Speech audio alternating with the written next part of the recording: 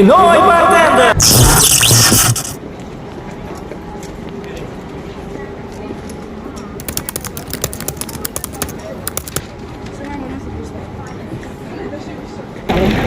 mga katagay, what's up? Ito, lilipat tayo ng branch dito sa may Ban Yulijic Square.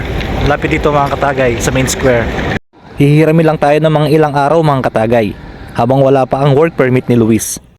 Si Luis mga katagay ay ang bagong hired na bartender na magjo-duty dito sa city. Habang wala pa siya mga dokumento, ako muna ang magtatrabaho dito. Malapit lang kay paring Ban Yulijic ang aming pwesto dito. Kaya kapag uuwi ako at papasok sa trabaho, lagi ko siya madadaanan. Makikidaan po. Kapag nakita nyo na mga katagay, ang chubby na rebulto, malapit na tayo dito. Tourist spot ito mga katagay, kaya maraming mga restaurant dito. Nandito na ako mga katagay. Tara, pasok na tayo. Heto ang bumungad sa akin mga katagay. Napakaganda ng bar nila at napakaayos. At dahil yan kay Paring Cons, ang bartender na naka-assign ngayon dito. Shout out sa'yo Paring Cons. Siya ang kapalitan ko na bartender. Pang umaga siya at ako naman ay panghapon. Tamang tama pa lang pagdating ko mga katagay. Kasi meron silang big group na nakabook. Medyo maliit ang branch namin dito sa city kumpara sa bistro kung saan ako naka-assign. Nasa 50 to 60 person lang ang pwedeng i-accommodate dito at may mga table pa dun sa labas. Unlike dun sa bistro na kayang i-accommodate ang 100 people. Bago ako mag-set up ng bar, tikman ko muna yung beer nila. What? Oh shit! Punas-punas ng mga bote para mawala yung mga alikabok. Actually wala naman talaga silang alikabok. Mema lang. Mema as in para may magawa lang. Magkakat na rin ako ng mga lemon para pang garnish. Tama katagay, suot mo yung salamin mo. Baka daliri mo na pala ang hinihiwa mo. Malabo kasi ang ilong ni katagay eh.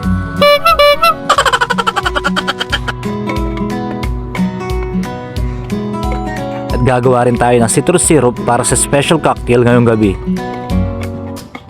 Para sa akin, gin pomelo lang sapat na. Yes! Mga katagay natin dyan sa Pinas, mag-ingay.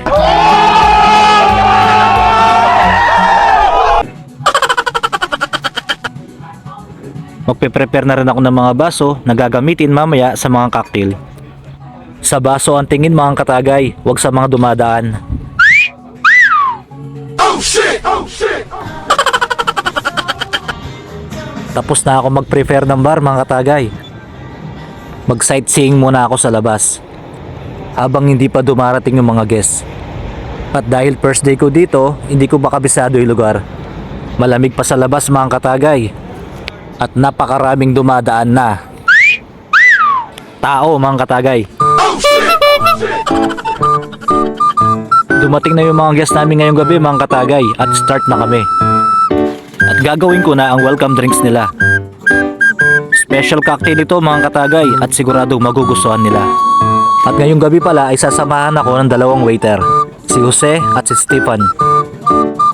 Napakagaling at very talented ang dalawang waiter na to mga katagay. Si Jose na half Argentinian at half Croatian. At si Stefan naman ay half Swiss at half Croatian. O diba, mga international yung mga waiter ko mga katagay. Wow! At ako nga pala mga katagay, half Ilocano at half Kapampangan. Hindi man ako pang international, Pinoy naman tayo eh. Yes!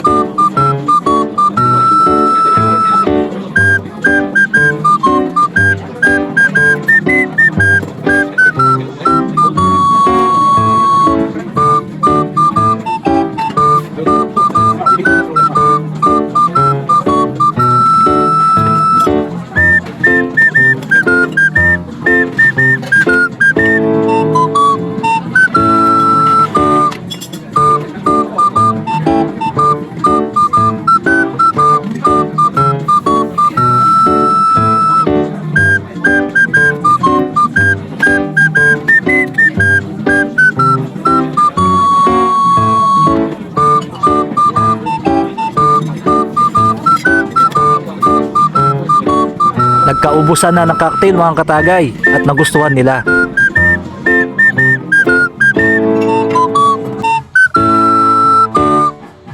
Nagsimula nang nag-aalisan yung mga guests mga katagay at tumulong na rin ako sa pag-bash out ng mga baso. O diba mga katagay, hindi lang ako bartender, barista pa at ngayon waiter na. Pack out na mga katagay, dumaan kasi yung may-ari.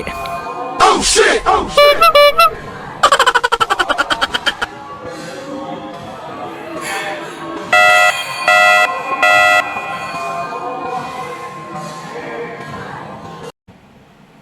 At sa wakas mga katagay, natapos na rin yung 7 oras na duty ko. At ready na tayo pa uwi. Salamat sa pagsama nyo sa akin ngayong araw mga katagay. At kung nagustuhan nyo ang ating video ngayong araw, please subscribe, like, and share. At pakipindot ang notification bell for more Buhay Europe vlogs and cocktail vlogs.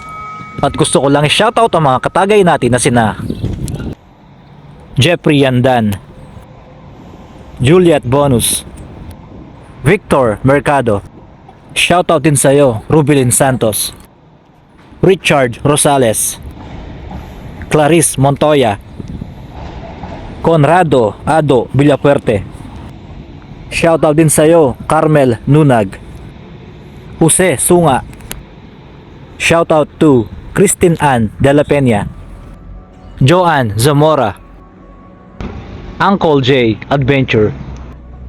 At shoutout sa iyo, Francisco Cuenco. At shoutout po sa inyong lahat mga katagay, saan panig man kayo na mundo. Ako si Reggie De La Peña, ang inyong Pinoy bartender.